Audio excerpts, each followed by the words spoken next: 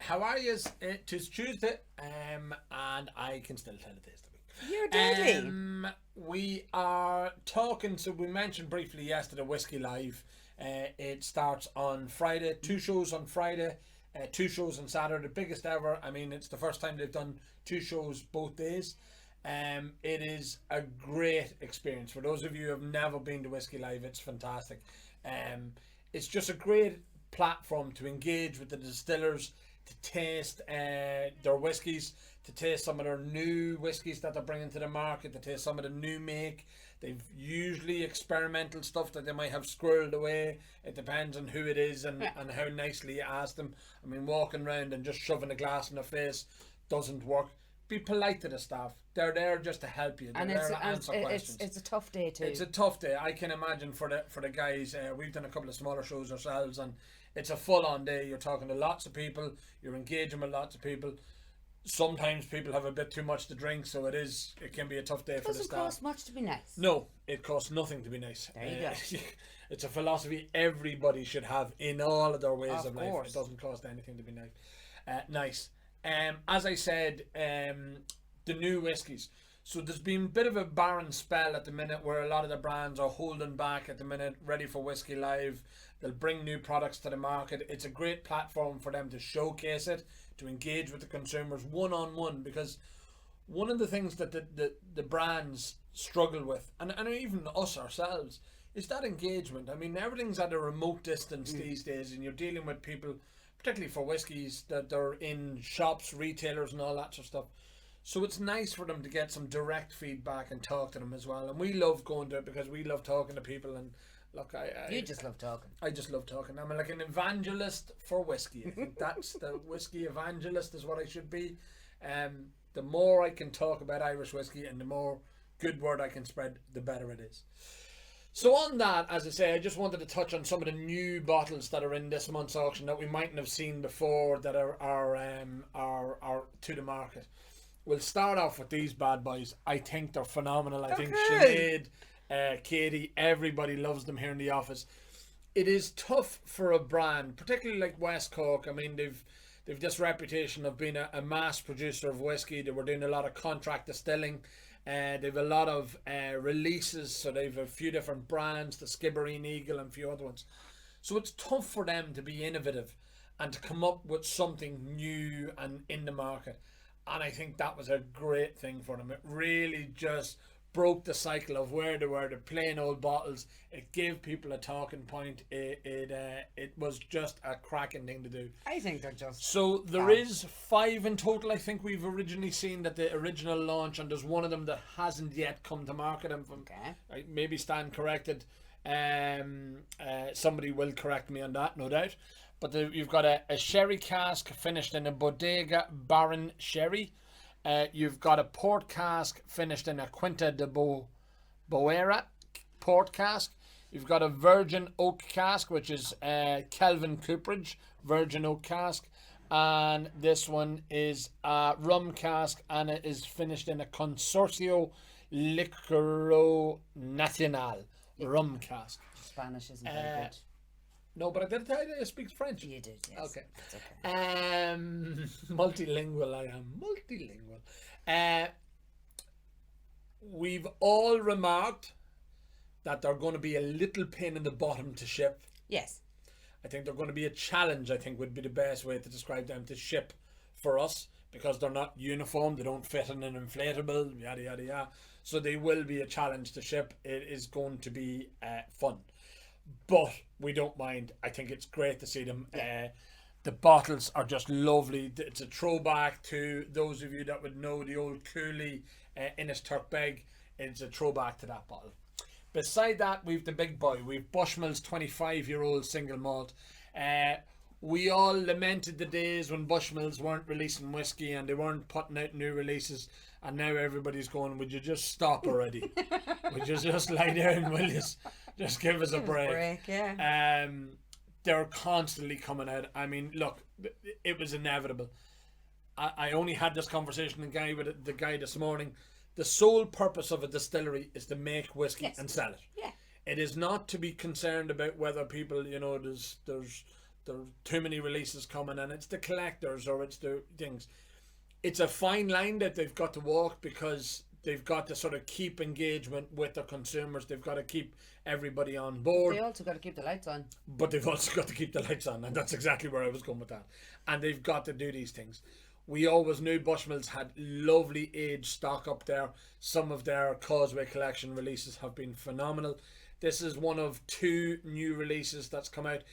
It's going to be, it sits in a funny place. It's going to be a core release going forward, but it's going to be done in batches. So I think the 30-year-old was done in, I think it's 3,600 bottles for this first batch for the year. They're hoping that it'll be for the year. I'm sure they could turn on the taps if they need more, but it's great to see them. The packaging is always on point. Some of the new packaging is just gorgeous. Again, using the shape, the hexagonal shape that they have. The purple is stonking. It's super Absolutely eye-catching. stonking. The lovely gold top, and Even the bottle is the a bottle, fabulous the shape. new shape bottle, everything about Bushmills, the new shape Bushmills, I really, really like. Yeah. I haven't been lucky enough to taste that yet. Miss Lauren did promise a bit of a taste for it, but you know what she's like, and she is moving on now as well. She's moving on from Bushmills. Best of luck in your new endeavour. The Palace Bar beside that, that was out about 2 months ago. I just thought it appropriate again. We have an anticipation building, I think is the best way for what's coming from Dunville's, from the Ecklinville distillery, from the Ecklinville brand. We, as in me and you, but we, as in the whiskey community as well, I think have a great anticipation. They've been such good curators of whiskey thus far. Oh God, yeah. And I've no reason to believe it's going to be anything other than exceptional from them going forward. I mean, they've bided their time. They could have had whiskey out, 5 years ago if they wanted. They haven't. They've want to make sure it's right. Yeah. They're in a lucky position where they have a few other brands that pays the bills and just keeps the lights on. But I know that they have major plans up there for major investment into the distillery itself, and hopefully when they start selling Ecklinville, it's just going to kick it all and the on. liquid's going to be amazing. Well, anything we have tasted thus far has been lovely. I mean, anybody who's lucky enough to taste the Old Comer had a hint of what they can do, and that was only at 5 years old. It shows what they're capable of doing. Writers' Tears. So Writers' Tears, beside that you've got the Irishman and Writers' Tears, Bernard and Rosemary Walsh. Brilliant people, brilliant brand.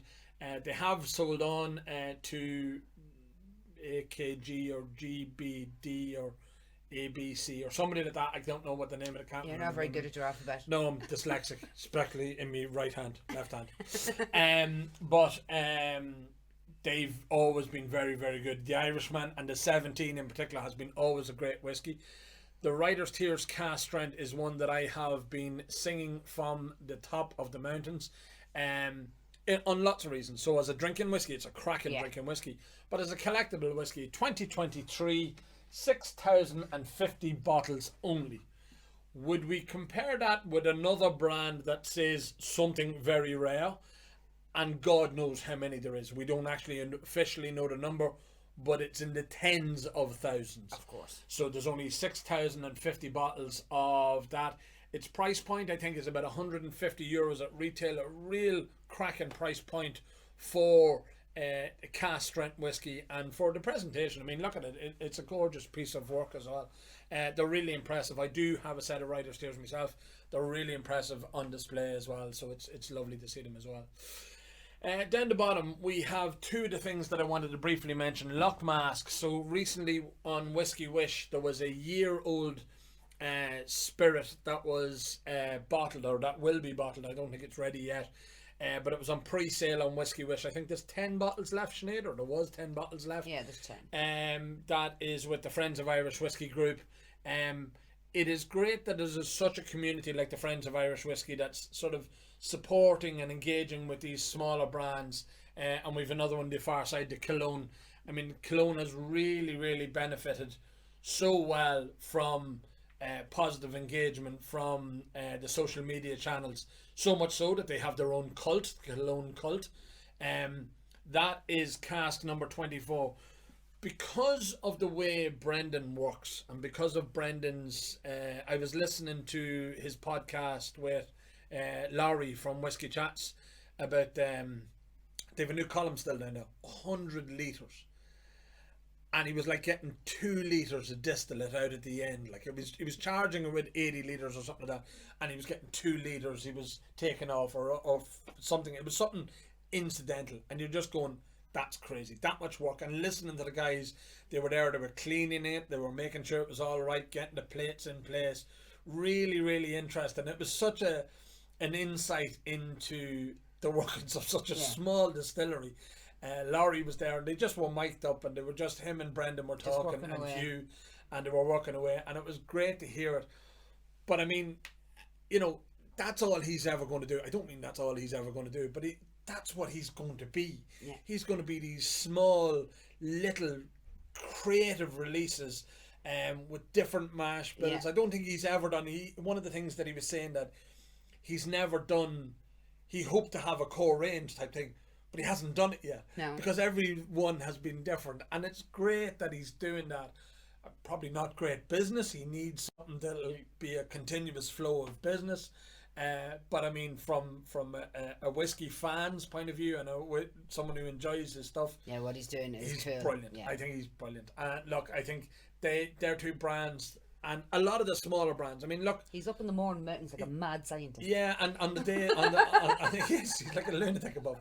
And on the day that Laurie was, like, it was snow, they had to walk up the mountain. I mean, anybody who's been to Cologne realizes it is literally perched on the side of a mountain, and it's part of its DNA, literally, because he just leaves the fermenting outside and lets the wild yeast and everything grow into it. It's just, look, it's cool. It is cool. It's a great project, and really anything we can do to support Brendan, we always will.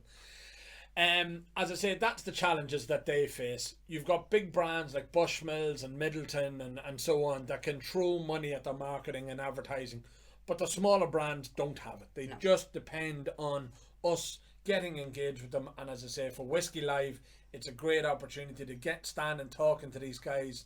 Support them. Tell them that you support them. Tell them that you love their whiskey. Be constructive in your criticism. Don't slag them off. Yeah. Be constructive in your criticism. Give them suggestions, and look, because it looks easy until you're trying to do it. Absolutely. Yeah. Looks We know that. super easy until you try to do it. I think there's a few tickets left for Saturday. I think there might be a few tickets left for Friday night with Whiskey Live. Sinead, we have another set of tickets to give away. We might have another 2, I think you were alluding to. So we are putting that on our social media channels.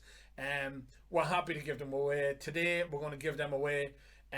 So let's get out there and get the Whiskey Live and enjoy it. Drink responsibly. Drink loads of water. Don't make a mess of yourself, and enjoy it. All right? And hopefully we'll see you there. Yeah. You'll be walking around waving. Won't you, baby? Yeah, well, yeah. Because everybody knows I'm such a people person. I'm famous for it. Yeah, exactly. Right. Okay, Talk to you. See you bye. tomorrow. Bye.